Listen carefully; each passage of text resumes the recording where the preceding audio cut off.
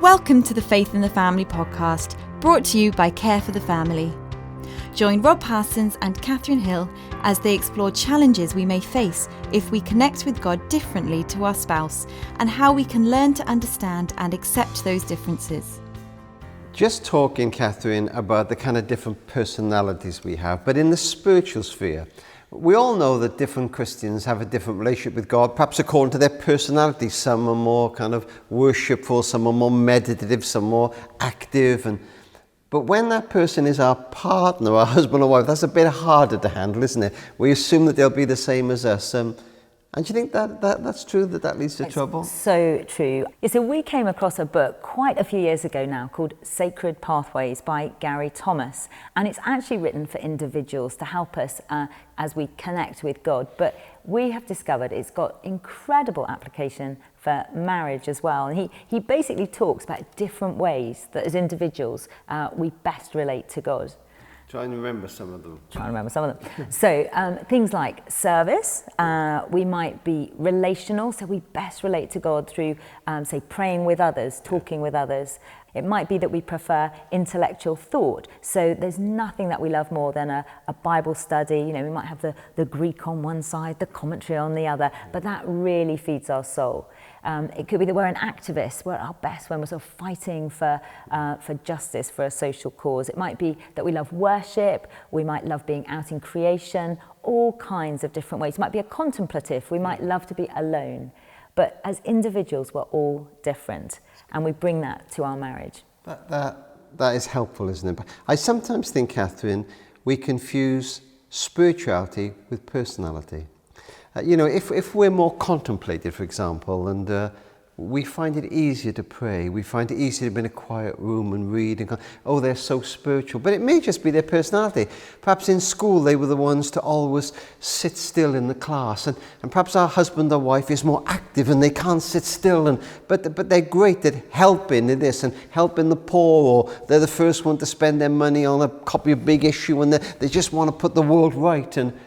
And they're different personalities, but sometimes it's so easy to say, well, that's spiritual and that's not, and I think we get it wrong there sometimes. Yeah, and it's just not one size fits all, is it? We're infinitely different. I mean, God is infinite, He's made us all different, and it's about, in marriage, recognising those qualities and kind of cheering each other on, really. Yeah, and sometimes we come to marriage from different traditions. I was talking to some friends of ours the other day, and she comes from a very charismatic background, so whenever there's a problem, she'll be saying, well, let's do this and let's do that and let's claim it, and he's from a more reformed and kind of that kind of more conservative background, and you assume that you'll just gel, but we all bring those expectations and to some extent baggage. It might be good baggage, and we have to learn from each other, but it needn't be a negative thing. We can literally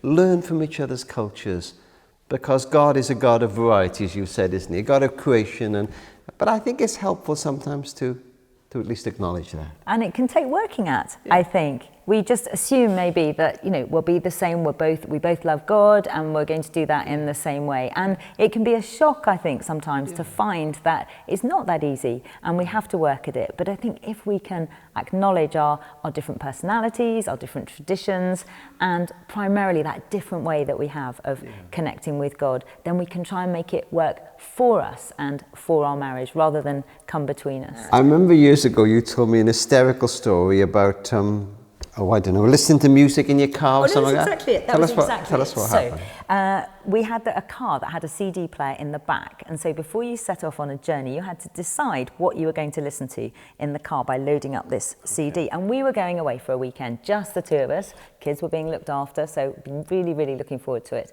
And I love listening to worship music. So for me, if I really want my heart to connect to God, it would be through putting worship music on. So I loaded up in the back of the car some worship music things, and even a couple of talks. I thought this will be great. We'll listen to these talks and we'll talk about them in the car. So we set off down the motorway, press play, and on comes Queen and Elton John. I think, what's going on here? And Richard had a look in the boot, thought, what are all these? Binned them, well, not binned them, but taken them out and put in his selection of music.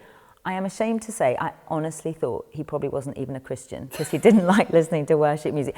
But what we came to understand was it was just different ways of expressing our faith. And that's happened so often in our marriage. And just being able to pause and to think, okay, that's how they do this. That's not necessarily how it works for me.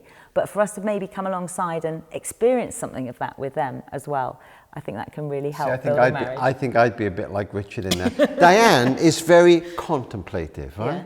So in the mornings, she'll sometimes be reading, and she'll say, "Oh, just listen to this," and I'll listen to it, and I'll think, "Well, what was that all about?" but she relates to God in quite a different way, and I am quite active and perhaps a bit service orientated. I love to pray, but we are different, and we've been married a long time, and it was quite a while before I think we understood that. Yeah, I remember with us, I used to meet, or still do meet actually, with a group of girls to pray, and we've met together now for nearly 25 years. It's amazing friendship, and we used to meet to pray, but there'd be a lot of chat. So, and a couple of times Richard was still around at home, he was working from home that day or something, and we'd all meet and we'd be chatting, and then sort of an hour and a half later we were still chatting, and he'd come down, he'd say, "I thought you were praying, what you doing, wasting time," kind of thing. And what he didn't understand was that for us, part of all of that was the chatting together, the sharing of stories. But then the tables turned because he was a member of a men's group. And I think at the time we had young kids, and I quite resented the time that he was out of the house in the evening. Yeah. And it was quite an academic group, and they used to sort of wrestle with what the Bible was saying about different things. And he'd come back in the evening, and I would think, what has that got to do with tomorrow morning? It didn't seem very practical to me. So I was very critical of that group. And what we had to realise is that both of those things, they were different, but they were really, that was so important to him, that group. And my girlfriends were really important to me. Do you know, in parenting, we use a phrase sometimes called catch your children doing something right. And that's particularly important with the testing child, who very often just use negative comments. Even if they do something right by accident, praise them for it. And I can remember talking to a couple, and her husband didn't find it easy to worship in a very demonstrative way. He found it quite hard to pray. He did it, but he was a wonderful person for caring for the poor. He would give his last, and she said to me, I came to realize that when I saw him care for somebody in need, visit somebody, I had to say, David, I'm so proud of that. That's such a spiritual thing to do. It was his way of relating to God. Now, it's not the whole 9 yards, and he needs to pray and he needs to worship, but he also was bringing what he could bring to that. And she said it was a light bulb moment for her when she began to catch her husband doing something right, and instead of wanting him to be exactly the same as her. Absolutely, I think that, it really does. We used to run some marriage courses at our church, and at the end of the evening, Richard would be there, and he would be stacking the chairs and washing up and doing all the sort of practical service, and I would just be chatting to all the different people there. And again, I used to think, why isn't he talking to these people?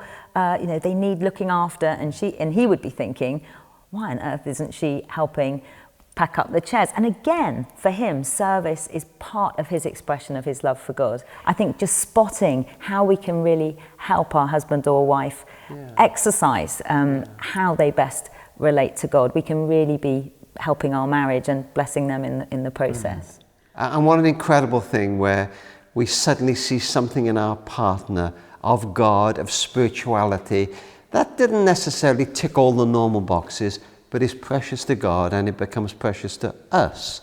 And we value them. We catch them doing something right. Absolutely. And I think also we can sometimes join in with them in their particular expression, and that helps us understand how it is for them, but also sometimes we catch a different aspect of God ourselves as well. It may not be our preferred way, but it stretches us. And perhaps we can do that for each other in the spiritual sphere. If we got open hearts and we see God at work in our husband, our wife, they can take us on a bit of a journey that we would have never gone on ourselves. We won't be exactly like them, but we'll have gone a bit further in that area than we would have done.